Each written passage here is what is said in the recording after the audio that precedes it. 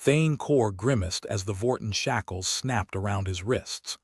They pinched like a pair of old boots 2 sizes too small, and the Vorten guard gave him a toothy grin that could have scared a dentist into retirement. "Mind the fit," Thane quipped. "I have delicate wrists." The guard grunted, the closest thing to a laugh any Vorten had managed since their last conquest, which, judging by the dust on their uniforms, was a while ago. Thane had been poking around the Dyson sphere, a cosmic monstrosity that made the Great Barrier Reef look like a kiddie pool, when the Vorten had nabbed him. The Dyson sphere was supposed to be abandoned, a relic of a civilization that had moved on to better things, like not getting wiped out by curious engineers. "You know," Thane continued, trying to ignore the fact that he was being marched down a corridor that smelled like burnt toast and despair, "I could give you a few pointers on these restraints. I mean, if you want your captives to be comfortable. A nice memory foam lining might do wonders." The guard's response was an eloquent silence, punctuated by the low hum of the ship's engines. The Vorten didn't care for comfort. They cared for power, domination, and occasionally the obliteration of species who looked at them funny. Thane had been doing just that while trying to figure out how to siphon a bit of energy from the Dyson sphere without causing an interstellar incident. "What do you want with me anyway?" Thane asked, not expecting an answer but figuring he'd try. "I'm just a humble engineer." "Well, not that humble, but you get my drift." To his surprise, the Vorten leading the parade of doom turned his head slightly. "You meddle with powers beyond your comprehension, human." Thane chuckled, a sound that echoed off the metal walls like a lone cricket in a canyon. "If I had a credit for every time I've heard that, I could buy a ship and fly out of this mess myself." The guard's grip tightened, and Thane felt his humor shrinking along with the blood flow to his hands. He was escorted into a large chamber that served as the Vorten's version of a command center. It looked like a cross between a medieval torture chamber and a tech startup, all sharp edges and blinking lights. In the center hovered a hologram of the Dyson sphere, rotating slowly, majestically, like a big, dangerous disco ball. Surrounding it were the Vorten officers, each one looking more unpleasant than the last. "Ah, Mr. Core," a particularly officious-looking Vorten drawled from a raised platform. His name badge, written in Vortenese hieroglyphs, was unpronounceable to any non-Vorten throat, so Thane decided to think of him as Captain Grumble. "Captain Grumble," Thane said, nodding as best he could with 2 guards holding his arms. "Nice digs you've got here. Cozy if you're into the whole crush your enemies beneath your heel aesthetic." Captain Grumble's smile was all teeth and no warmth. "Human wit, the last defense of a conquered race. It's that or start crying and I left my tissues on my ship," Thane replied. "What's the plan? You taking the Dyson sphere for a spin around the galaxy?" The captain gestured to the hologram. "This is the key to our dominance. With its power, we will control all wormholes and bend the galaxy to our will." "Bend the galaxy," Thane mused, glancing at the holographic sphere. "Sounds like a chiropractor's worst nightmare." A flicker of annoyance crossed Grumble's face. "Good." Thane needed them off balance. He knew the stakes. The Dyson sphere's energy could turn planets into toast and toast into, well, burnt toast. Not exactly a power you'd want in the hands of the galaxy's least favorite party guests. "You will assist us," Grumble declared, his tone suggesting that resistance was futile, just not in those words. Thane rolled his eyes. "Sure, I'll get right on that after my coffee break." "Do not mock our resolve," Grumble hissed. "Not mocking, just lightly jesting," Thane shrugged as much as he could with his hands shackled. "But look, I'm not exactly the cooperative type when I'm being held against my will. It's a human thing, you know." One of the officers, who looked like he hadn't smiled since the Big Bang, growled something unpleasant. Thane guessed it involved his imminent demise. "Friendly bunch," Thane noted. "Must be a blast at parties." Captain Grumble leaned forward, his eyes gleaming with the kind of madness that usually ended in poor life choices. "You will help us harness the sphere or suffer the consequences." "Consequences," Thane echoed. Like a stern talking to or more of a "we're gonna grind your bones to make our bread" kinda thing. The captain's eyes narrowed. Apparently, the Vorten weren't big on Earth fairy tales. "You will be our prisoner until you comply." Thane sighed, the sound bouncing around the chamber like a lost puppy. "Fine," he said, his voice dripping with sarcasm thick enough to drown a rat. "I'll help you with your little science project, but I want assurances." "Assurances?" Grumble echoed, amusement neither present nor accounted for. "Yeah," Thane replied. "That you won't blow us all to hell because you wired the damn thing backwards." Captain Grumble gestured to the guards, who began dragging Thane out. "You have until the next cycle to change your mind, human. Then we test your resolve." "Great," Thane muttered, as the corridor swallowed him again. Looking forward to it. Back in his cell, which was more a glorified broom closet with a view of the ship's innards than anything else, Thane lay back on the cold metal bench. He needed a plan, and fast. The Vorten weren't known for their patience or mercy, qualities that made them fun at space poker but terrible captors. Thane's mind raced, flipping through the Rolodex of half-baked schemes that had kept him alive so far. He could play along, buy time, and let them think they had him. The Vorten were smart, sure, but they underestimated humans, especially humans who'd been raised by a mother with a penchant for puzzles and a father who thought winging it was a lifestyle choice. Thane snorted, imagining his parents' faces if they knew he was knee-deep in another interstellar incident. His mother would probably ask if he'd remembered to pack clean underwear before getting caught. "All right, Thane," he muttered to himself. "Time to pull a rabbit out of the hat, or at least not get fried by a bunch of grumpy aliens." His cell door clanged open, and a new guard stood there, looking less like he wanted to chew his face off and more like he was bored out of his skull. "Time to work, human," the guard said, voice as flat as a deflated balloon. "Work?" Thane asked, trying to sound more weary than sarcastic. "You guys offering benefits, or just the usual do what we say or die horribly?" The guard's lack of response spoke volumes.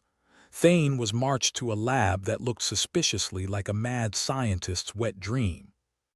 He was surrounded by tech that would make a billionaire cry, and the Dyson sphere's controls sat at the center like the world's most dangerous toy. "You know," Thane said to no one in particular, "if I screw this up, the whole galaxy's toast. And I mean that in the literal sense." He approached the console, eyeing the blinking lights and alien symbols with the kind of trepidation usually reserved for bomb defusal. The Vorten scientists watched him, eyes filled with a mix of suspicion and hope, mostly suspicion. "You guys ever heard of user manuals?" Thane asked, poking at a button that looked harmless enough. "Might help with the whole not blowing everything up thing."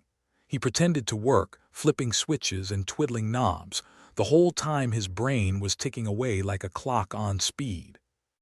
He needed to find a way to sabotage their efforts, but subtly. The Vorten were watching him like hawks, and Thane had no intention of getting caught with his fingers in the proverbial cookie jar. As he worked, he mumbled nonsense, knowing the Vorten couldn't understand a word of Terran slang. "Oh yeah, if we just cross the streams here and, jiggle the handle a bit, that should increase the flux capacitor's output by 42%, whatever that means." The Vorten exchanged glances, clearly baffled but too proud to admit it. Thane suppressed a grin. They might have the upper hand, but he had the advantage of being the wild card. Iors dragged on, each minute feeling like an eternity of bad decisions. Finally, Thane stepped back, wiping imaginary sweat from his brow.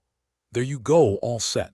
Just don't push that red button unless you want to test your emergency evacuation procedures." Captain Grumble appeared, looking like he just swallowed a lemon whole.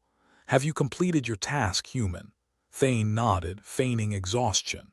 "Yeah, but you might want to get a second opinion." "I'm known for my creative interpretations of working." Grumble peered at him, eyes trying to bore into Thane's skull. "You have done well," he said grudgingly. "But remember, your life depends on your success." "No pressure then," Thane replied, his voice as dry as the Sahara. "Just the fate of the galaxy hanging in the balance." As he was escorted back to his cell, Thane couldn't help but wonder if he'd bought enough time. The Vorton would soon try to activate the Dyson sphere, and he'd planted just enough chaos into the system to give them a nice surprise party. Confetti not included. Back in the damp confines of his cell, Thane tried to get comfortable on the bench. Tomorrow would bring the real test, and he'd need every ounce of wit and luck to survive. As he closed his eyes, his last thought was a silent wish to the universe. Maybe, just maybe, it would smile on him once more. Thane Core had spent enough time in captivity to develop a very special relationship with boredom. It was cozy, like an old sweater that didn't fit quite right but kept showing up in your drawer regardless. His cell was a little less cozy, more of a metal box with the charm of a tax audit. Still, it provided ample opportunity for sarcasm practice, which Thane considered a life skill. He was stretched out on his metal bench, listening to the comforting hum of the ship's engines. It was a lullaby, really, if you were a masochist who enjoyed the droning threat of imminent doom. Thane mused about how the Vorton were like the universe's least favorite party hosts, skipping the snacks, going straight for the threats, and steadfastly refusing to let anyone leave early. The door slid open with a hiss, and in walked a new flavor of unpleasant. This Vorton was different. He had an air of disdain so thick it could suffocate a star. Thane named him Xylox in his head after the villain in an old holo cereal his dad used to love.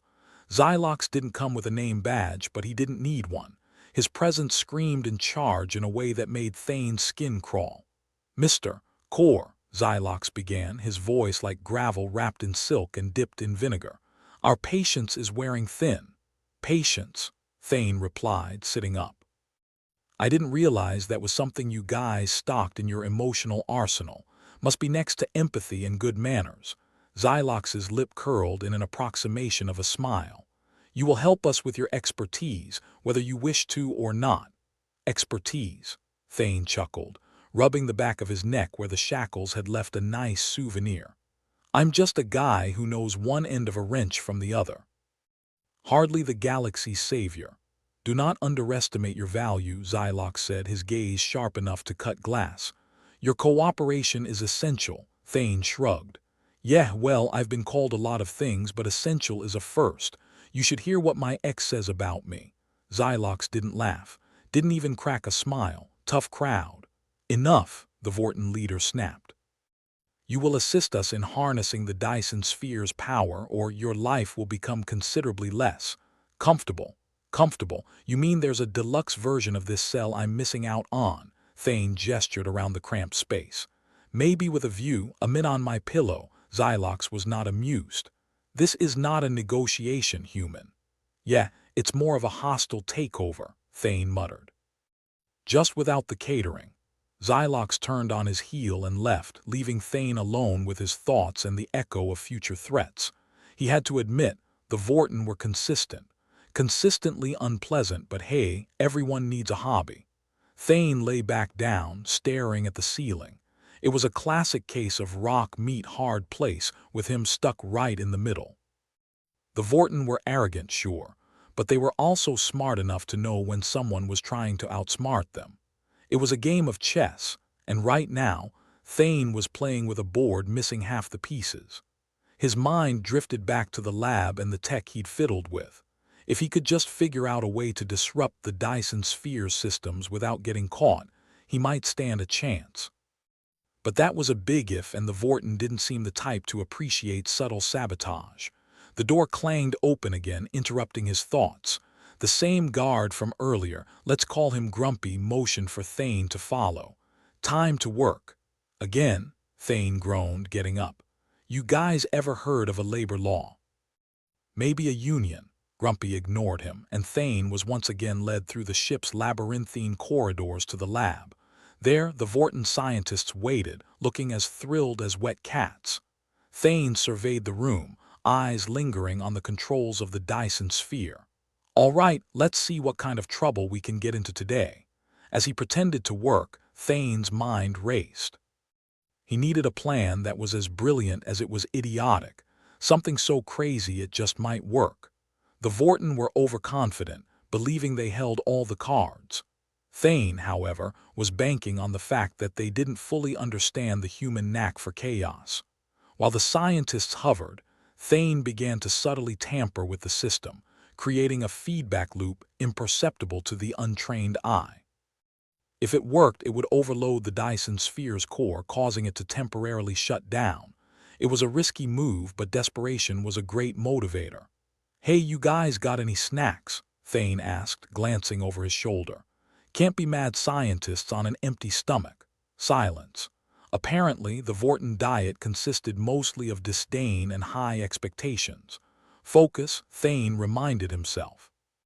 He couldn't let the Vorten see the tiny alterations he was making. Each switch and dial he touched was a calculated risk, a move in a game where the rules were made up on the fly. Finally, he stepped back, wiping his hands on his pants. "There you go, all calibrated and ready to, well, do whatever terrible thing you've got planned." Xylox entered, his presence sucking the warmth out of the room like a black hole with a vendetta. "Are we prepared to proceed?" "Sure," Thane said, injecting just the right amount of nonchalance into his voice. "But remember, you break it, you buy it." Xylox nodded to the lead scientist, who began the activation sequence. Thane watched, heart pounding. If his plan worked, it would buy him some much-needed time. If it didn't, well, he'd probably be spending eternity as a cautionary tale. The room was tense, the air heavy with anticipation.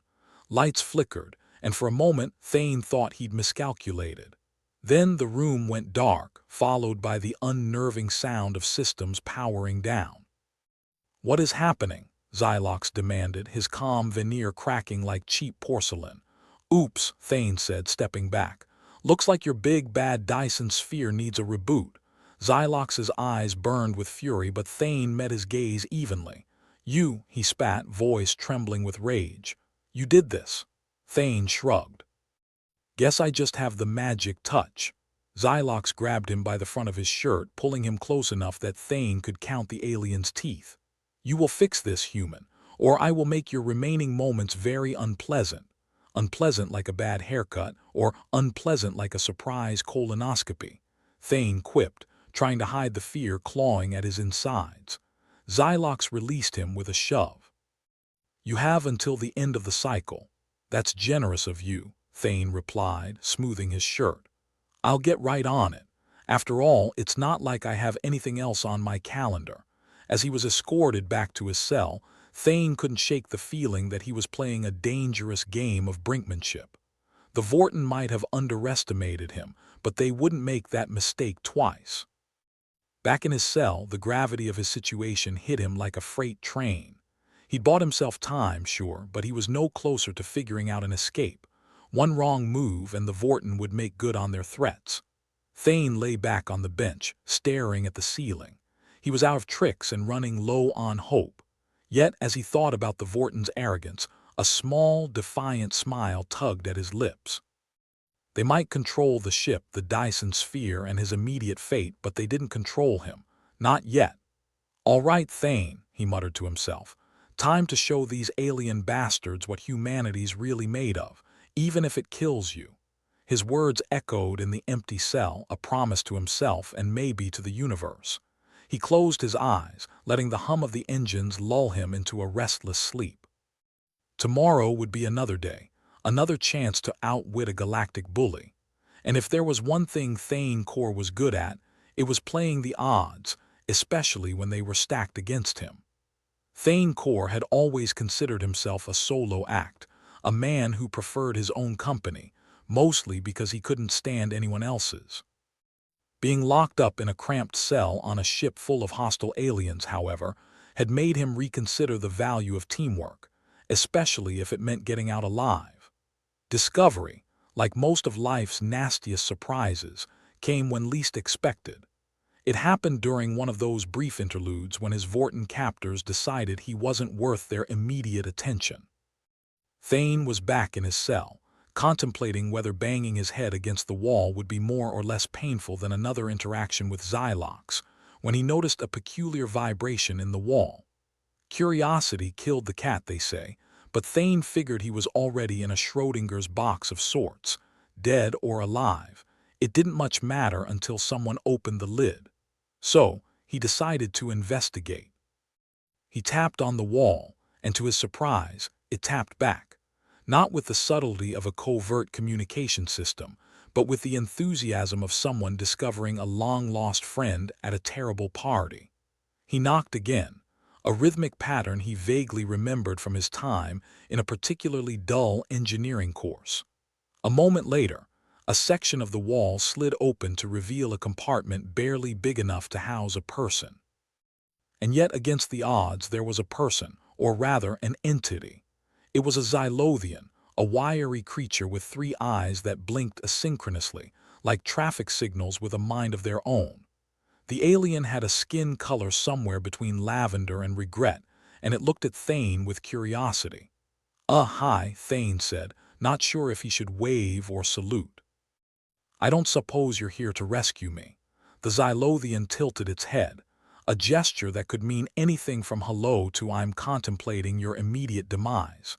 Instead of words, the Xylothian pointed at Thane, then at itself, then made a gesture that could have been a universal symbol for let's blow this joint, or possibly I need to pee. Thane decided to go with the optimistic interpretation. "Right teamwork," Thane muttered. "Guess there's a first time for everything." The Xylothian led him through a narrow passage, one that Thane doubted was part of the original design plans. It was more like an afterthought, a hidden network of corridors that seemed to crisscross the ship's infrastructure like a conspiracy theorist's dream. As they crawled through the passage, Thane's mind raced. Could this be the Vorton's hidden Achilles heel? A network they'd overlooked. It seemed too good to be true, but then again, so did most things right before they blew up in your face. Finally, they emerged into a larger compartment, a makeshift gathering place for what appeared to be a motley crew of prisoners. There were half a dozen aliens, each representing a different species, and none of them looking particularly thrilled about their current accommodations. "Well, isn't this just a heartwarming picture of interstellar cooperation?" Thane quipped, taking in the eclectic group. "Does everyone here have a beef with the Vorton, or is it just a coincidence?" One of the aliens, a creature resembling a bipedal armadillo with a face that would make a pug jealous, grunted in what Thane hoped was agreement. The Xylothian, apparently the unofficial spokesperson, gestured to the others, then pointed at Thane. The message was clear. This was a team effort and Thane was expected to pitch in. "Great, no pressure," Thane said, rubbing the back of his neck. "So, what's the plan, or are we just winging it?" The Xylothian tapped a series of symbols on the wall, activating a holographic display showing the layout of the Dyson sphere. It highlighted key areas, systems they could potentially sabotage. Unfortunately, the display was in a language that looked like someone had sneezed on a keyboard. "Right?" Thane nodded, pretending to understand. "So, we hit them where it hurts. But what about the language barrier? I don't exactly speak fluent space gibberish." The Xylothian blinked all 3 eyes, then tapped a device on its wrist. A computerized voice spoke in halting galactic common. "Sabotage. Disable systems. Free prisoners. Simple plan," Thane said, appreciating the brevity. "Now we just have to not die horribly in the process." The other aliens murmured among themselves, a symphony of grunts, clicks, and unintelligible chatter. Thane took it as a sign of tentative agreement, though he had no way of knowing if they were actually plotting how best to use him as a distraction. "All right, folks," Thane addressed the group, trying to sound more confident than he felt. "We take out the sphere's core systems, cause enough chaos to give us a shot at escape. If anyone has a better idea, now's the time to speak up. Preferably in a language I understand." The bipedal armadillo raised a clawed hand, then pointed to a section of the ship's schematic. It was the engine room, an area Thane had inadvertently become familiar with during his enforced labor. "Engine sabotage." "Good call," Thane said, nodding. "I can probably rig something to blow a fuse or two. Might create enough of a diversion." The Xylothian nodded, its expression unreadable. Thane turned to the group. "We'll have to coordinate. Work fast and quiet. If the Vorten catch wind of this, we're screwed. The armadillo grunted, which Thane generously interpreted as, "We're in this together, buddy." With a plan, albeit a half-baked one, everyone set to work gathering what meager resources they had. Thane found himself in the unlikely position of leader, orchestrating a sabotage mission with a ragtag crew of alien misfits. "All right, listen up," Thane called out, trying to command attention in a room where half the beings didn't share a common language. "I need a distraction in the main corridor when I hit the engine room. Something loud and unexpected. Think you guys can handle that?" The Xylothian and the armadillo exchanged a look, then nodded in unison. "Perfect," Thane said, feeling a surge of adrenaline. "Let's give those Vorten bastards a reason to regret ever crossing us." The group dispersed, each member slipping back into the hidden passages to take their positions. Thane took a moment to collect his thoughts, reminding himself that this was as much about survival as it was about sticking it to the Vorten. As he made his way to the engine room, Thane couldn't help but marvel at the absurdity of his situation. Leading a revolt on an alien ship with allies he couldn't even communicate with properly. It had all the makings of a terrible holo serial, but he'd be damned if he wasn't the star of this twisted show. Reaching the engine room, he found it blissfully unguarded. Either the Vorten had grown complacent, or they'd underestimated the resourcefulness of their captives. Either way, it was an opportunity Thane wasn't about to waste. He worked quickly, fingers dancing over control panels with the confidence of a man who had nothing left to lose. The goal was simple: overload the systems, create enough of a malfunction to draw attention away from the prisoners. Just as he finished setting the final sequence, he heard the telltale sound of chaos erupting in the corridor.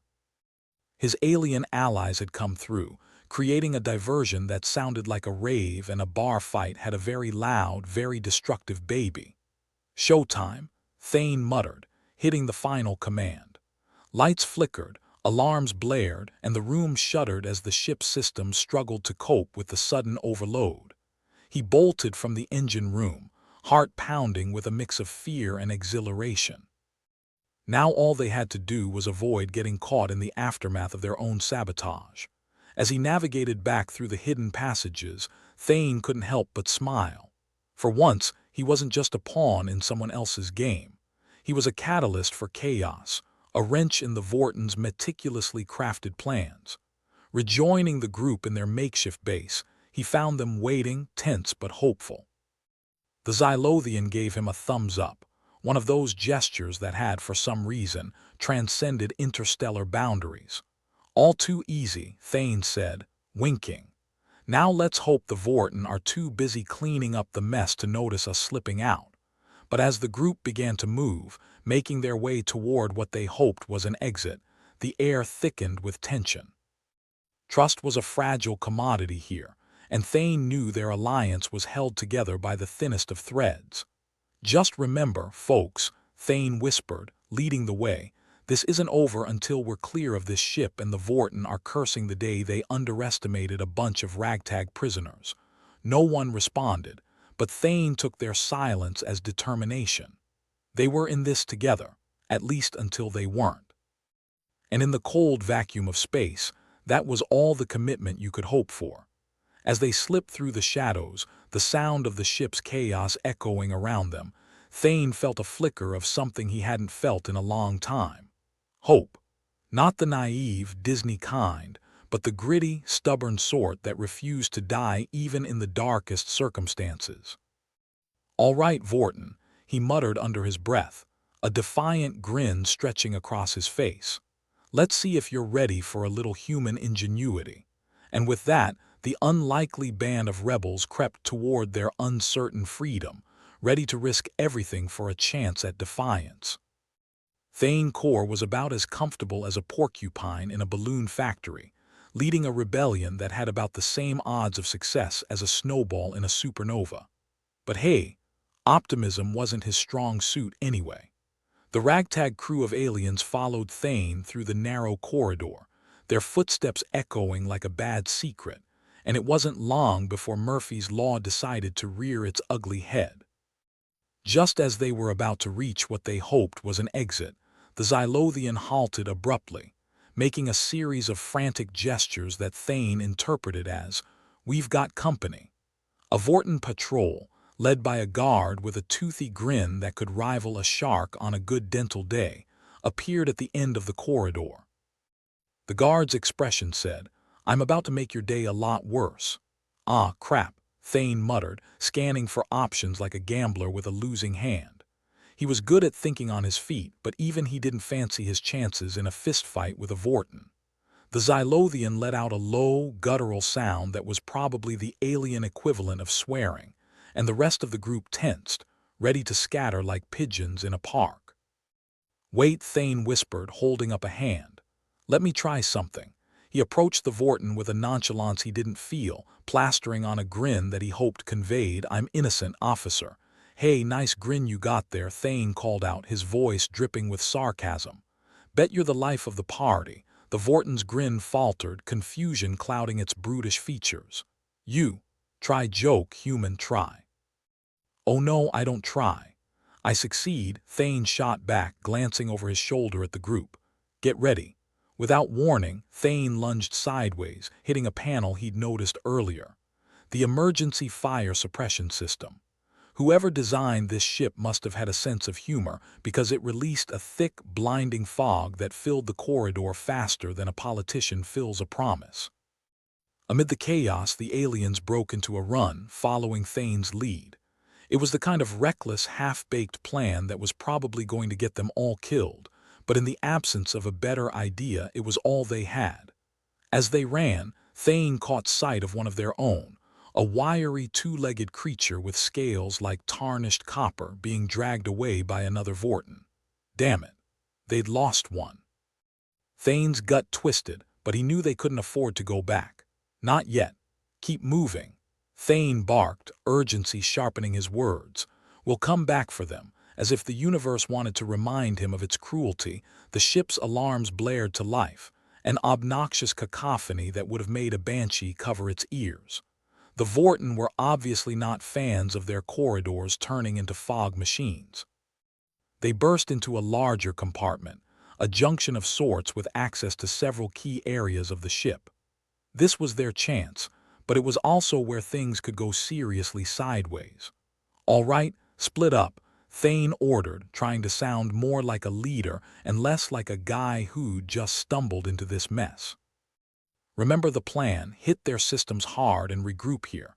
The Xylothian gave Thane a nod.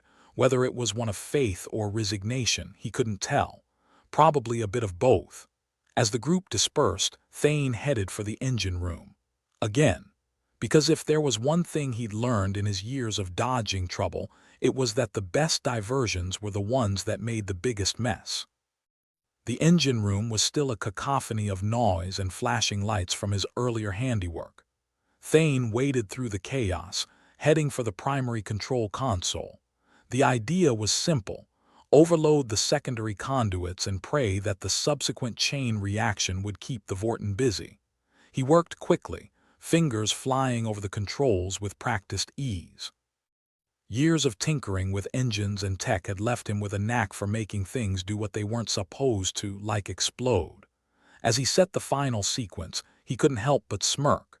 If the Vortin thought they'd seen chaos before, they were about to get a crash course in pandemonium. Just as he was about to leave, the door to the engine room slid open. He froze, heart doing a tap dance routine in his chest. A Vortin guard stood silhouetted in the doorway, its expression a mix of surprise and anger. "Crap," Thane muttered under his breath. "Just my luck." The Vortin bellowed something unintelligible, lunging for Thane with all the grace of a wrecking ball. Thane ducked to the side, narrowly avoiding a swing that would have rearranged his face. "I thought you guys liked order," Thane quipped, ducking behind a console. "This isn't very orderly, is it?" The Vortin snarled, its patience thinner than a sheet of paper. It was clear talking his way out wasn't an option, so Thane focused on not getting pulverized. Desperate, he grabbed a tool from his belt, a makeshift wrench, and hurled it at the nearest set of exposed wires. Sparks flew, and the room was momentarily engulfed in blinding white light as a circuit overloaded. The Vorton staggered back, howling in pain and surprise. Thane didn't wait for it to recover. He bolted for the door, adrenaline fueling his steps.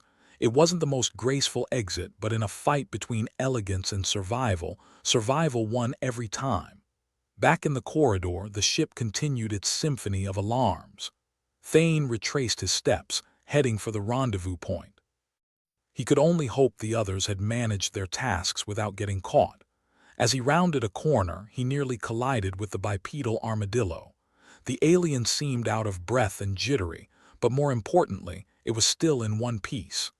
"Engine room's a mess," Thane panted, skidding to a halt. "Tell me you've got good news." The armadillo made a series of gestures and grunts that Thane interpreted as, "We've done our part, but it's a madhouse out there." "Of course it is," Thane replied, shaking his head. "Let's just hope it's enough." When they reached the makeshift base, the rest of the group was waiting, minus their captured comrade. The Xylothian was already fiddling with a holographic display, mapping out potential escape routes. "All right," Thane said, trying to inject some confidence into his voice. "We've thrown a pretty big wrench into their plans. Now we just need to get off this tin can before they recover." The Xylothian pointed to a section of the map, the ship's hangar bay. It was their best shot at finding a way off the ship, assuming they could get past the Vorton without getting vaporized. "Okay, folks," Thane said, clapping his hands together. "Let's move fast, and for the love of all that's unholy, try not to get caught." The group set off once more, moving through the ship's underbelly with all the grace of a herd of cats on caffeine. Thane took the lead, doing his best to ignore the nagging thought that they were one wrong turn away from disaster.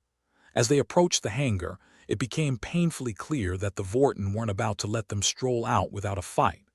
A squad of guards was stationed at the entrance, heavily armed and looking like they'd rather be anywhere else. "Well, this is just perfect," Thane muttered, glancing at the Xylothian. "Got any bright ideas?" The Xylothian didn't respond, but the gleam in its multiple eyes suggested it did indeed have something up its metaphorical sleeve. It gestured for the others to spread out, then pointed at Thane. "Me again?" Thane asked, throwing up his hands. "Fine. Distraction duty it is." As the Xylothian's plan began to unfold, Thane couldn't help but marvel at the absurdity of it all. Here he was, leading an alien rebellion on a hostile ship, with a plan that hinged on luck, quick thinking, and a hell of a lot of bravado. He took a deep breath, bracing himself. "All right, let's make some noise." With a whoop that was more bravado than sense, Thane charged into the hangar bay, drawing the attention of the Vorton guards. They turned as one, their weapons raised, ready to reduce him to a fine mist. "Hey, ever heard the one about the human who walked into a Vorton bar?" Thane shouted, zigzagging to keep them guessing. "Neither have I, but I'm sure the punchline's a blast." His attempts at humor weren't exactly winning him any friends, but they did the trick. The guards focused on him, giving the rest of the group a chance to slip past undetected. Thane kept moving, keeping the guards on their toes. It was a game of cat and mouse, with the stakes higher than any he'd played before. One wrong move, one stumble, and it was game over. But the universe was feeling uncharacteristically kind. As the guards chased Thane around the hangar, the rest of the group managed to commandeer a small shuttle, its engines humming to life. "Anytime you're ready," Thane muttered under his breath, dodging another volley of fire. At last the shuttle's ramp lowered and Thane saw the Xylothian waving frantically. Now or never. He sprinted for the shuttle, legs burning with the effort. The Vorton guards were hot on his heels, but they were too late. Thane dove onto the ramp as it began to close, the shuttle lifting off with a jolt. As they shot out of the hangar, leaving the Vorton and their chaos behind, Thane finally allowed himself to exhale. It wasn't a victory, not yet, but it was a start. And in a universe that thrived on chaos, sometimes a start was all you needed. "All right, let's see what kind of trouble we can stir up next," Thane said, grinning at his motley crew of rebels. They might have been an unlikely alliance, but they were his unlikely alliance. And for now, that was enough. The hum of the ship's engines was the most persistent sound in the universe, like a cosmic tinnitus that refused to be ignored. Thane Kor leaned against the cold metal wall of the shuttle, panting as if he'd just sprinted a marathon. Hell, maybe he had. The Vorten were like those relentless debt collectors back on Terra Prime. No matter how fast you ran, they always seemed to be one step behind, ready to claim what was theirs.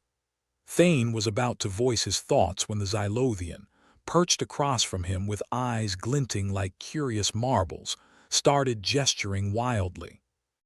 Thane had learned to decipher its elaborate semaphore over time, a skill about as useful as knowing how to juggle chainsaws while blindfolded. Yeah, I know, Thane muttered, running a hand through his sweat-soaked hair. Our little escapade back there didn't exactly win us any popularity contests. But hey, at least we're not dead, right? The Xylothian's reply was a series of gestures that Thane took to mean yet. It was comforting to know that even alien comrades shared the same cheery outlook on life. The shuttle was now floating through the void, a speck against the infinite, much like Thane's hopes of ever retiring peacefully. The rest of the crew, a ragtag collection of disgruntled aliens who'd somehow become his responsibility, were busying themselves with systems checks and minor repairs. So, Thane said, addressing the group, "Who wants to bet they've already got a bounty on us big enough to buy an entire planet, the bipedal armadillo," whose real name was something unpronounceable and tended to make Thane's tongue feel like it had been through a blender, chittered a response that sounded suspiciously like, "5 credits say you're right." Thane chuckled. "Great, I'm getting rich off my own impending doom. Isn't life grand?" Before anyone could reply, the ship's comm system crackled to life, the voice on the other end so cold it could have frozen a sun. "Thane Kor," the voice said, dripping with disdain. "You've been quite the nuisance." "Xylox," Thane replied, recognizing the voice of the entity that never failed to ruin his day. "I was beginning to think you'd forgotten about little Almi." The comm buzzed again, a low chuckle echoing through the cabin. "Oh, I could never forget you, Thane. You're like a particularly stubborn stain. No matter how hard I try, you just won't go away." Thane grinned, even as a shiver of unease crawled up his spine. "Glad to know I'm leaving an impression. Enjoy your temporary freedom, Thane," Xylox continued, the threat in its voice as clear as the void outside. "It won't last. My surveillance drones have you pegged, and it's only a matter of time before you're back where you belong." "Great, because I was just thinking this old shuttle needed some new company," Thane quipped. "Can you send over a fruit basket with your goons?" "I hear they are excellent conversationalists." The channel went dead, leaving an uncomfortable silence in its wake. Thane sighed, rubbing the back of his neck. It was always fun until someone threatened to hunt you down with laser precision and a grudge. "All right, folks," Thane said, pivoting to face his crew of misfits. "You heard the man. We've got a ticking clock on this little adventure." "Suggestions." The Xylothian tapped a 3-fingered hand against its chest, then pointed towards the console. It was proposing a blind jump, a desperate gamble that would either get them out of Dodge or drop them into a new brand of trouble. "Blind jump, huh?" Thane mused, scratching his chin. "Well, we've got about as much choice as a mouse in a trap, so let's roll those dice." As they prepared for the jump, Thane couldn't help but feel the weight of inevitability pressing down on him. It was like being strapped to a roller coaster with no brakes, and the drop was coming up fast. "Everyone strap in," Thane called, settling into the pilot's seat. The controls felt familiar under his fingertips, a small comfort in a universe that seemed hell-bent on chaos. "If we survive this, drinks are on me." The armadillo let out a series of chirps that Thane took as a cheerful, "I'll hold you to that." As the FTL drive spun up, the universe outside stretched into a kaleidoscope of light and color. Thane took a deep breath, his heart thrumming in his chest like a war drum. The hum of the engines grew louder, a crescendo rising to a deafening peak. And then, with a lurch that rattled their teeth and sent their stomachs into their boots, they were gone. Space twisted and turned around them, the peculiar sensation of being everywhere and nowhere all at once. Thane grit his teeth and held on, praying to any cosmic entity that might be listening that they'd end up somewhere with breathable air and a distinct lack of homicidal aliens. When they finally snapped back into real space, it was with the kind of jarring thud usually reserved for crash landings. Thane shook his head, trying to clear the fog.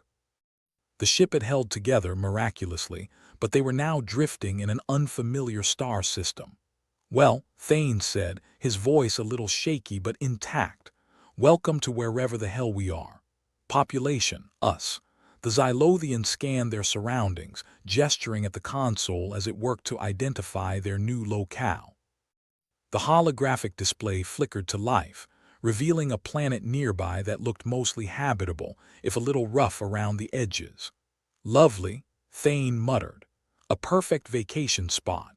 All it's missing are the homicidal locals." The Xylothians' gestures suggested something along the lines of "don't jinx it." Thane glanced around at his crew. They looked about as ragged as he felt, but there was a spark in their eyes, a glimmer of determination that hadn't been extinguished by their recent escapades. "All right, crew," Thane said, standing and adjusting his jacket with a flourish. "Let's find a spot to set down and see if we can't turn this place into a temporary hideout." The ship descended through the atmosphere, shaking and rattling like a tin can being kicked down a hill. Thane's grip on the controls was firm, his mind focused on the task at hand. They had to make this work. There were no other options left. As they broke through the clouds, the surface of the planet came into view, rocky, barren, but with a scattering of structures that hinted at some semblance of civilization, or what passed for it in these parts of the galaxy. It was a gamble landing here. But then life itself was a gamble, and Thane had always been a betting man. Touching down with a gentle thud, the ship's engines wound down, leaving a silence that was almost deafening in comparison. Thane unbuckled his harness, standing and stretching out muscles knotted from stress and exertion. "Let's see what kind of welcome committee we've got," he said, nodding to the others. As the ramp lowered, they were greeted by a landscape that looked like it had been designed by someone with a very limited color palette: browns, grays, and the occasional dull green. The air was breathable, though it carried a metallic tang that spoke of industry and pollution. A group of figures approached, their forms silhouetted against the horizon. Thane couldn't help but feel a sense of déjà vu, different place, same mess. "Stay sharp," he murmured to the others, "and try to look like we belong here." The figures resolved into a group of humanoid aliens, their skin mottled and tough like leather. The lead figure stepped forward, raising a hand in a gesture that was either a greeting or a warning. Thane wasn't sure which and didn't intend to find out the hard way. "Welcome, travelers," the alien said, its voice rough but not unkind. "You picked a hell of a place to land, yeah." "Well," Thane replied, his trademark grin slipping into place. "We heard it was the best place in the galaxy to get shot at and decided to check it out for ourselves." The alien chuckled, the sound like gravel grinding underfoot. "You're not wrong. But don't worry, we're not in the shooting mood today." Thane nodded, the tension easing just a fraction. "Appreciate it. We're just passing through, looking for a place to lie low for a while." The alien eyed them appraisingly, then nodded. "You'll find plenty of places to hide, but not much else. Still, you're welcome to stay. Just remember, trust is a rare commodity here." "Trust me," Thane said with a wry smile. "I'm well aware." With that, the aliens moved off, leaving Thane and his crew to their own devices. It wasn't much, but it was a start. A chance to regroup, plan their next move, and hopefully stay one step ahead of Xylox's ever-watching eyes. Thane turned to his crew, the weight of leadership heavy on his shoulders but not unwelcome. It was a burden he'd chosen, and one he'd carry as long as he could. "All right, let's get to work," he said, clapping his hands together with renewed determination. "We've got a lot to do and not much time to do it." The Xylothian nodded, its eyes reflecting something akin to trust. The armadillo chittered enthusiastically, while the others began to move, driven by a shared purpose. For Thane, it wasn't about heroics or glory. It was about survival and keeping his crew alive in a galaxy that seemed determined to swallow them whole. And if he could throw a wrench in Xylox's plans along the way, all the better. As the sun dipped below the horizon, casting long shadows across the barren landscape, Thane looked up at the stars. Somewhere out there, Xylox was searching, plotting, waiting to strike. But for now, in this brief moment of calm, Thane allowed himself a small measure of hope.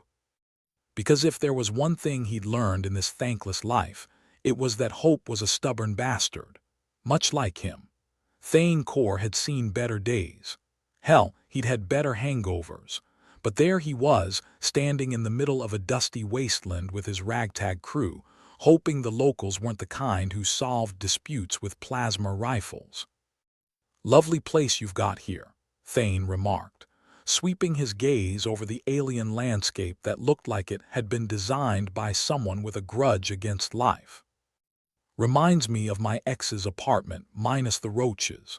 The Xylothian next to him made a series of clicks, and Thane, having developed a knack for translating alien gestures over time, took it as a suggestion to find shelter before the weather turned murderously unpleasant.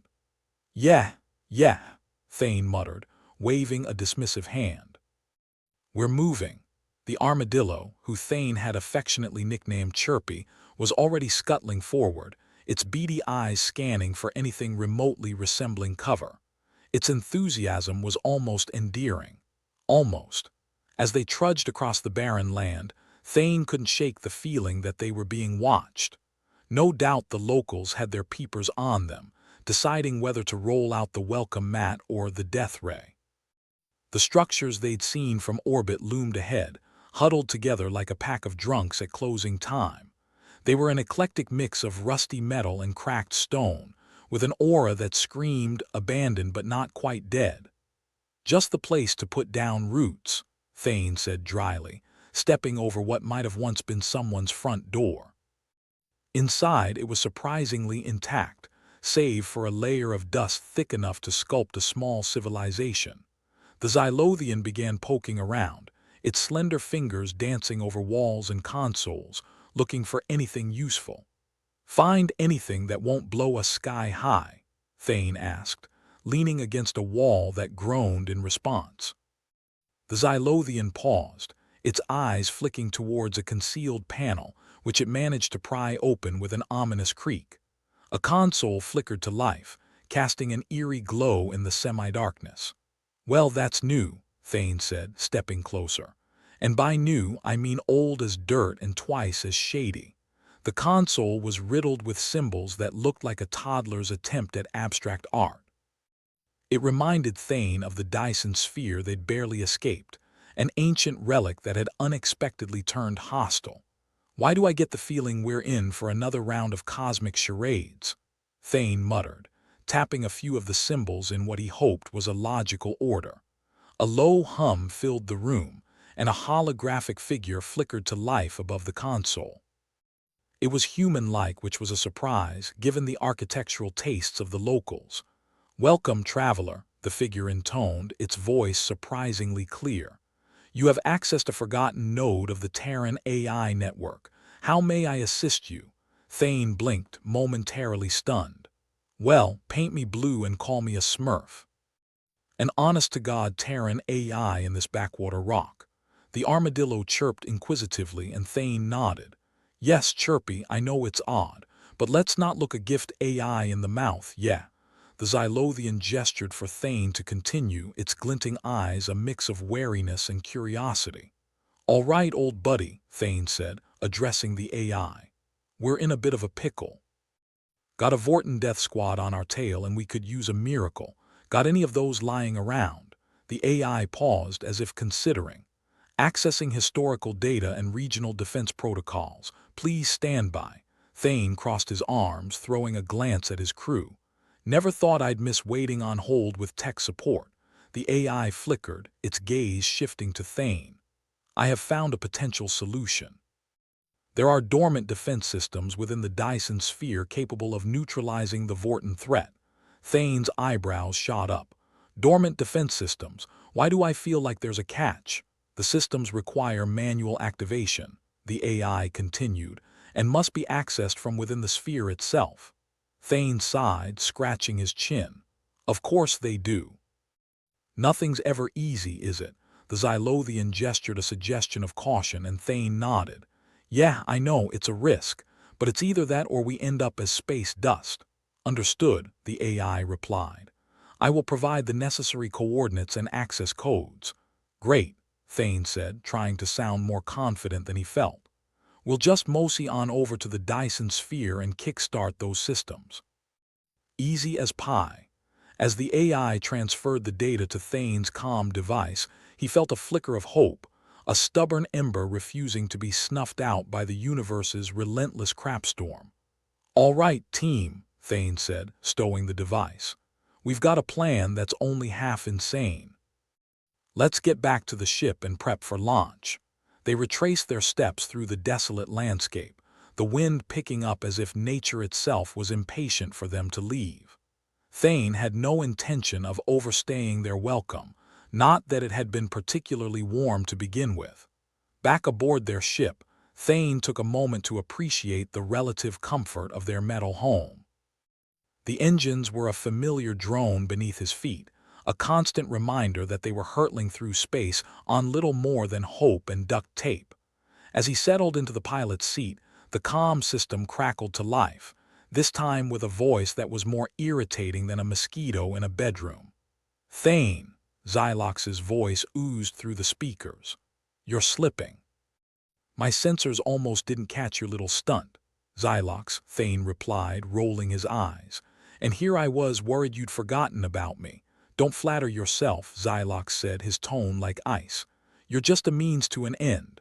Ah, a lover and a fighter, Thane quipped, flipping switches as the engines roared to life. What's your endgame, Xylox? World domination?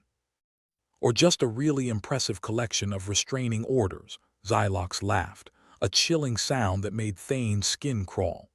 You'll find out soon enough, Thane. Enjoy your freedom while it lasts.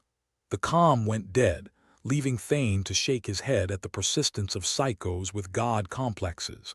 But at least he had a head start, and a plan that didn't involve his imminent demise. Everyone strap in, Thane called, his fingers flying over the controls with practiced ease. We've got a date with destiny, and I'd rather not be late. The Xylothian and Chirpy settled in, their confidence in Thane a palpable force despite the odds stacked against them. They'd been through hell and back together, and they'd do it again if it meant a shot at survival. With the coordinates locked in, Thane punched the throttle, and the ship surged forward, breaking the planet's atmosphere with a shuddering lurch. As they hurtled through space, the familiar sensation of weightlessness tugged at them, a reminder of the tenuous nature of their existence. But Thane focused on the task ahead, his mind whirring with possibilities and contingencies. The Dyson sphere loomed in the distance, a colossal structure that seemed to mock the insignificance of everything around it. Thane couldn't help but feel a thrill of apprehension mixed with anticipation. It was a suicidal mission, sure, but it was theirs. Approaching the sphere, Thane announced, his voice steady despite the chaos swirling in his head. Everyone ready, the Xylothian nodded, its gestures conveying a mixture of determination and trust. Chirpy chirped affirmatively, its enthusiasm undiminished by the daunting task ahead. Then let's give those Vorten bastards a run for their money, Thane said, guiding the ship towards the entrance laid out by the AI coordinates. The ship slipped into the sphere, the interior a maze of interconnected corridors and dormant machinery. Thane navigated with precision, the AI guidance leading them deeper into the heart of the ancient structure. As they approached the control center, Thane couldn't shake the feeling of eyes watching from the shadows, an unsettling sensation that kept his hand hovering near his sidearm. Here we go, Thane said, bringing the ship to a halt. Let's see what kind of chaos we can unleash. The control room was a marvel of forgotten technology, its surfaces gleaming with an eerie luminescence. The AI presence was tangible, a comforting guide in the midst of uncertainty. Activating systems, the AI intoned, its voice a beacon in the semi-darkness. Prepare for defensive measures to engage. Thane watched as the dormant machines flickered to life, their purpose clear as panels illuminated with data and schematics. It was a symphony of power waiting to be unleashed. "Well," Thane said, a grin spreading across his face. "Looks like we've got ourselves a fighting chance." As the defense systems powered up, a sense of triumph filled the room, an acknowledgement that, despite the odds, they'd managed to turn the tide in their favor. Thane glanced at his crew, their expressions a mix of relief and resolve. They'd come a long way, and with any luck, they'd make it out alive. But for now, they had a weapon to wield and a galaxy to save, or at least their little corner of it. "Hold on, everyone," Thane said, his voice carrying the weight of determination. "We're just getting started. Here's the plan," Thane said, surveying the ragtag group who'd been dumb enough, or desperate enough, to follow him. He had a holographic map of the Dyson sphere spread out on the table, glowing like a neon spiderweb. "We blow stuff up." The bipedal armadillo, Chirpy, clicked a question, its snout twitching with skepticism. "Yeah, I know," Thane replied, not exactly the most sophisticated of strategies, but why complicate things? It's worked before, at least until we had to run.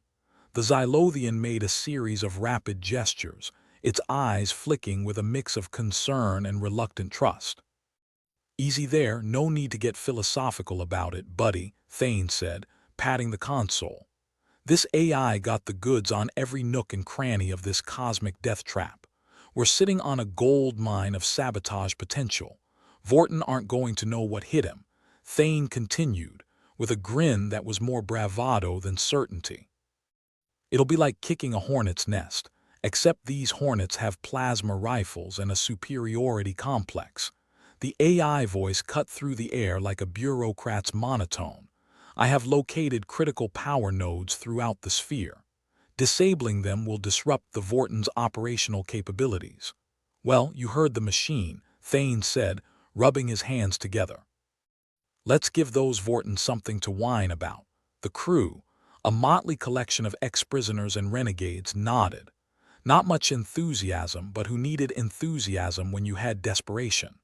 "Okay, Vortin guard," Thane said, addressing a grim-looking figure with more scars than a horror movie villain. "You and Chirpy take the East Quadrant. Make it noisy. The rest of us will handle the West." The Vortin guard flashed a toothy grin and cracked its knuckles. Finally, something to smile about. As they moved through the labyrinthine corridors, the ship hummed with an eerie calm, reminding Thane of a predator waiting for the right moment to strike. The AI directions were precise, leading them through hidden passages and maintenance shafts that hadn't seen daylight in eons. "Never thought I'd miss sunlight," Thane muttered, vaulting over a tangle of cables. They reached the first power node, a monstrous piece of alien technology that hummed ominously. It looked like someone had let a mad scientist loose in a candy factory. "All right, let's unplug this bad boy," Thane said, pulling out a toolkit that had more in common with medieval torture devices than modern engineering. "Hope you know what you're doing," the Vortin guard said, casting a doubtful eye at the tangle of wires. Thane shrugged. "If not, we'll go out with a bang. It's what they call a win-win." With a few deft twists and a practiced yank, the node died with a whimper. The lights flickered and the hum of the sphere faltered but didn't cease. "That wasn't so hard," Thane said, suppressing the urge to gloat prematurely. "Another 2 to go," the Xylothian reminded, gesturing towards the map. They pressed on, disabling nodes one by one until the sphere itself seemed to groan in protest. The final node sat within a cavernous chamber, a nest of wires and blinking lights that screamed "Do not touch" in every known language. "So we touch it?" the Vortin guard asked, cracking a grin that could curdle milk. Thane nodded, feeling more like a conductor of chaos rather than a competent leader. "We touch it." As the last node fell silent, A shudder rippled through the sphere. It felt like the universe itself was catching its breath, waiting to see what kind of hell would be unleashed. Systems disrupted, the AI announced.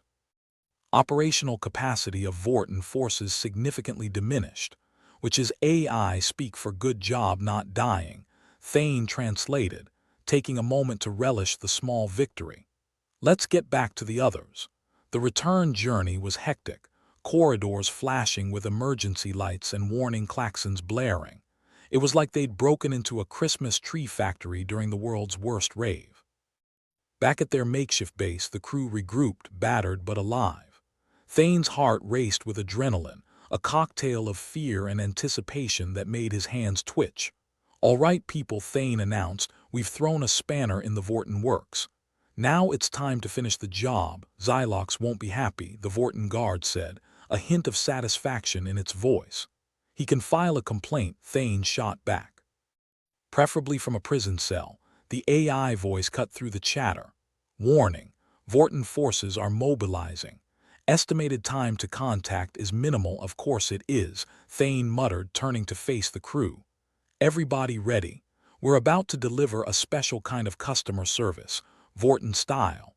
The Xylothian clicked a gesture that combined resignation with grim determination. Chirpy echoed the sentiment with a series of enthusiastic chirps. "Good," Thane said, checking his sidearm. "Let's give him hell." With the defenses of the Dyson sphere in disarray, the Vorten forces found themselves scrambling like ants under a magnifying glass. Thane and his crew moved with precision, taking advantage of the chaos to strike at the heart of the Vorten command center. "Hey, Xylox," Thane shouted, kicking open the door with more flair than necessary. "Heard you had a bone to pick with me." The control room was a mess of frenzied activity, Vorten soldiers barking orders and scrambling for control. And in the center, Xylox stood like a disappointed school principal, his expression a mix of disdain and amusement. "Thane," Xylox replied, his voice dripping with contempt. "Still causing trouble, I see. It's a gift," Thane said, leveling his sidearm. "And I didn't even have to gift wrap this one." Xylox tapped a finger against his chin, unfazed. "You really think you can win?" "I don't need to win," Thane replied, his voice steady. "I just need to make sure you lose." With a signal, his crew sprang into action. Plasma fire erupted, the room descending into a cacophony of chaos and violence. Thane focused on Xylox, ducking and weaving through the melee, his sights set on ending this twisted game. Xylox fought with the precision of someone who'd been doing it for millennia, his movements fluid and calculated. But Thane wasn't alone. His crew fought with the desperation of those with nothing left to lose. More Vorten soldiers poured in, adding to the chaos. But the crew held their ground, fighting with a ferocity that surprised even them. It was a brawl pure and simple, a no-holds-barred bar fight on a galactic scale. "Give up, Thane," Xylox said, his voice calm amidst the storm. "This can all end peacefully." Thane laughed, the sound harsh and jagged. "Peacefully? You must be new here." With a deft move, Thane closed the distance, tackling Xylox and sending them both sprawling. The impact jarred his bones, but adrenaline deadened the pain.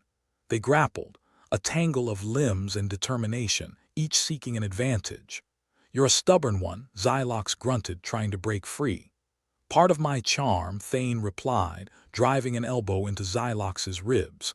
"And you're a smug bastard." They rolled, exchanging blows with the kind of ferocity that came from equal parts hatred and respect.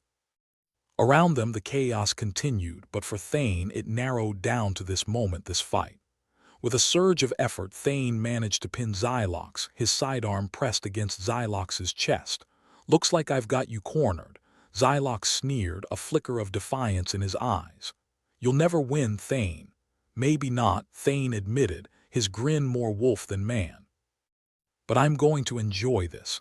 Before Xylox could respond, Thane pulled the trigger, the shot echoing like a judge's gavel. Xylox's body went limp, the fight leaving him in a rush. The room fell silent, the sudden quiet almost deafening after the chaos. Thane staggered to his feet, breathing heavily, his body aching with the toll of battle. "Is it over?" the Vorten guard asked, its voice tinged with disbelief. Thane nodded, glancing around at his battered crew. For now, but knowing the universe, it's probably just a temporary reprieve. The AI chimed in, its voice a monotone counterpoint to the aftermath. Vorten forces are in disarray. Estimated recovery time is extended. Good to know, Thane said, feeling a flicker of relief. Maybe we'll actually get a chance to breathe. The Xylothian tapped Thane on the shoulder, its gestures conveying a mix of gratitude and weariness. Chirpy chittered in agreement, its enthusiasm undimmed despite the ordeal. Yeah, we did good, Thane acknowledged, his voice a mix of pride and exhaustion. Now let's get out of here before the universe decides to slap us with another problem. As they made their way back to the ship, Thane felt the weight of what they'd accomplished. A victory snatched from the jaws of defeat through sheer determination, and a hefty dose of luck. Once aboard, Thane settled into the pilot's seat, the familiar hum of the engines a comforting reminder of their tenuous grip on freedom. "All right, folks," he said, glancing at his crew. "Let's get the hell out of here." With a final glance at the Dyson sphere, Thane punched the throttle, the ship surging forward with a defiant roar. They'd fought against the odds, but for now they were still in the game. And that was enough. For now, they'd savor their improbable victory, aware that the universe was bound to throw another curveball sooner rather than later. But until then, they'd fly, stubbornly carving out a place among the stars. "Here's to surviving another day," Thane muttered, a wry smile tugging at his lips. The universe might be relentless, but so were they. As Thane settled into the pilot's seat, the familiar hum of the engines was the lullaby of freedom, albeit the kind sung by a drunken sailor with a penchant for swearing. The crew, battered but decidedly less dead than expected, sprawled in the cramped confines of their commandeered vessel. It wasn't much to look at, but then neither was Thane, and he'd managed to get by. "All right, folks, we've got a Dyson sphere that's more dysfunctional than my last relationship. What's next?" Thane drawled, flipping switches with a casualness that belied the chaos they'd just sidestepped. Chirpy, the bipedal armadillo with a name that sounded like a sneeze in a wind tunnel, chirped affirmatively. "We're not dead, which is a start." The Vorten guard, who seemed more at home in a brawl than a planning session, snorted. "Could have fooled me." Thane allowed himself a wry grin. "That's the spirit. Let's make sure we keep it that way." He turned his attention to the holographic map flickering before him, a spiderweb of alien technology and human stubbornness. "The Vorten are licking their wounds, which buys us time to celebrate before they come knocking again." Celebrate. The Xylothian, who had the world-weary expression of someone who had seen too many bad sitcoms, gestured with a mix of surprise and dismay. "We nearly died." Nearly is the operative word, Thane replied, adjusting his seat. "Besides, we've got control of a giant space ball. That's gotta count for something." The ship's AI, an emotionless presence that made Thane miss the warmth of a toaster, crackled to life. "Control of the Dyson sphere is tenuous. Recommend immediate consolidation of defenses." "Thanks for the pep talk, Hal," Thane muttered. "Let's see what we can do about that." He glanced at his ragtag band of allies, a motley crew held together by duct tape, desperation, and a shared dislike for the Vorten. There was Chirpy, who proved that sarcasm transcended species, the Xylothian, whose gestures were a language of their own, and the Vorten guard, a defector who wore disillusionment like a fashion statement. "Let's start by getting this ship in working order," Thane declared. "Chirpy, see if you can coax more speed out of these engines. Xylothian, help the AI lock down any systems we still have access to. And you," he pointed at the Vorten guard, "make sure we're not missing any surprises they left behind." The guard nodded, the parody of military discipline almost heartwarming in its sarcasm. "On it, boss." As they scattered to their tasks, Thane allowed himself a moment of reflection. The cost of their victory was etched into the ship's bulkheads, the memory of fallen comrades and near misses playing out in his mind like a broken holo reel. Still breathing, he muttered to himself, a mantra as much as a reminder. "That's worth something." The ship hummed in response, as if acknowledging his sentiments with a mechanical shrug. Thane switched his focus to the controls, guiding them away from the Dyson sphere that had been both prison and prize. Its massive structure loomed in the viewport, a testament to Vortin ambition and hubris. "What do we do with it?" Chirpy asked, sidling up with an expression that only an armadillo could pull off, somewhere between inquisitive and indifferent. "Keep it, sell it, or blow it up," Thane replied, half seriously. "Maybe we'll raffle it off to the highest bidder." The Xylothian clicked in support, its gestures a cocktail of resignation and agreement. "A raffle might be more peaceful. Peaceful's overrated," the Vortin guard quipped, giving a scarred grin. "But I like the idea of turning their toy against them." Thane leaned back, scratching the stubble on his chin. "We'll see. First, we need to make sure no one's going to rain on our parade." He paused, an idea taking shape between his ears. "AI, what's the status of communications?" "Limited but operational," the AI replied, its voice as comforting as a bucket of cold water. "Good. Let's send a message back home. Let the folks on Terra Prime know we've got a little something to bargain with." Chirpy perked up, the promise of profit never failing to lift spirits. "Debt collectors are going to love this. Only if they can catch us," Thane said, his grin widening. "We'll play it smart. Keep our heads low until we know the score." As the ship glided through the void, the silence was almost oppressive, a stark contrast to the chaos they'd left behind. Thane busied himself with navigation, plotting a course that would take them away from prying eyes and trigger-happy adversaries. "Let's avoid any more surprises," he said, half to himself, half to the universe at large. A futile request, but one he repeated anyway. The Xylothian, sensing his unease, gestured a question about their destination. "Somewhere quiet," Thane replied, not entirely sure where that would be. "A place where we can regroup without worrying about death rays or homicidal aliens." "Sounds like a vacation," the guard remarked. "Let's not jinx it," Thane said, knowing full well how rare peace was in their line of work. As they drifted into the inky expanse, Thane's thoughts wandered to their newfound alliances. Strange bedfellows indeed, an armadillo, a Vortin, and a Xylothian, with him playing ringleader to their cosmic circus. Yet against all odds they'd pulled off the impossible. Who knew the universe had a soft spot for irony? Thane mused aloud. Chirpy looked up, its eyes glinting with amusement. "Maybe it's just setting us up for the next punchline." Thane chuckled, shaking his head. Wouldn't be the first time.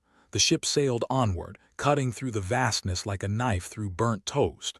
They'd taken the first step towards freedom, a small victory in the grand scheme of things, but one that felt monumental in its own way. "All right, folks," Thane announced, breaking the comfortable silence that had settled over them. "Let's keep our wits about us. There's a whole galaxy out there, and I'd rather not find out the hard way what else is lurking. Do we get hazard pay for this?" Chirpy asked, the mischief in its voice unmistakable. "If we survive long enough to collect," Thane replied, tapping the control panel with a practiced hand. "Until then, we make do with what we've got." As the ship hurtled through space, Thane found himself grateful for the small things, the camaraderie, the improbable friendships, and the knowledge that they'd faced the worst and come out the other side. Imperfect, battered, and a little bit crazy, but alive. "Here's to surviving another day," he muttered, echoing his earlier sentiment, though now it felt earned rather than wished. The Xylothian gestured in agreement, its form of cheer a series of taps and clicks that somehow conveyed a toast. The Vortin guard nodded, a rare moment of unity that didn't go unnoticed. "So what's next?" the guard asked, breaking the momentary peace. Thane leaned back, eyes on the stars slipping past. "Next, we see just how far this ragtag band can go. We've beaten the odds so far, let's see if we can keep it up." The universe was still out there, vast and unyielding, full of surprises both delightful and deadly. But as long as they stuck together, Thane figured they had a fighting chance. And if the universe had a problem with that, well, it would have to take a number. "Let's find out," Thane said, setting their course for the unknown where opportunity and danger were two sides of the same coin. With any luck, they'd end up on the right side. A lingering silence followed, broken only by the rhythmic thrum of the engines. It was the sound of survival, a melody composed by necessity and grit. And for now it was enough. Homeward bound, Thane murmured, a promise and a prayer wrapped in one. The stars stretched before them, a tapestry of possibilities waiting to be unraveled. And as far as Thane was concerned, they had all the time in the world to make it happen.